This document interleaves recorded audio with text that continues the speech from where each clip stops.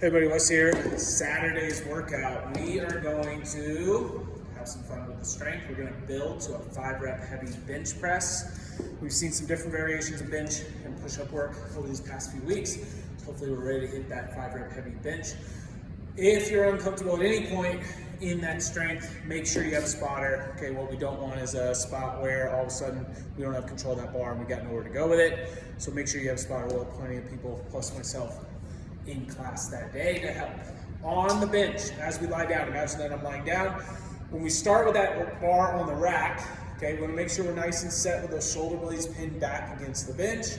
I want you to pull that weight over the chest before you get started. And then from here, it's nice and controlled. Just like we talked about getting to those heavy reps of like a deadlift or squat or push press, we want everything to be perfect and right and braced. Same thing goes for this heavy bench. I want to be nice and controlled. Good elbow angle coming down to the bench and explode up. Take that big breath in. Breathe out on that sticking point on the way up. And make sure we're doing that consistently. And as you're warming into those sets, making sure that you're practicing all that as if it were really heavy. So that way when it gets heavy, you are ready for it. It's not a surprise. In the workout, we have a 16-minute AMRAP. We're gonna have 18 farmer dumbbell lunges. So we're gonna have 2 dumbbells, hold it on the side, but this is as long as we can keep good lunge form. I've said it a million times, I'd rather see good lunges than go heavy and have poor lunges. We can go forward or reverse, but whichever one we do, we're making sure that the bottom is consistent, both legs at about 90 degrees, that torso stays up, and we're able to control fully that movement through the lunge. If we feel like we're buckling at the bottom, we're having to really rock out of it, maybe we need to go to 1 dumbbell and a goblet or body weight, okay? But we can make those adjustments when we get into class. You then have 12 burpees. That's your lowest number of reps, so be happy about that on the burpees. You then have 15 push-ups. We're gonna try to keep this to 3 sets or less. You have to know yourself on push-ups, whether you can knock this out in 1 or 2 sets or if you need to go to 3 early.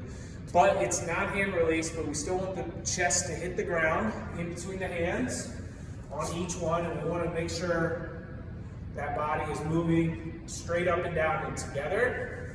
If we start to worm, or we get to a point where our elbows are starting to really flare out, we might want to go to the band, right, where we have it wrapped just above the elbows.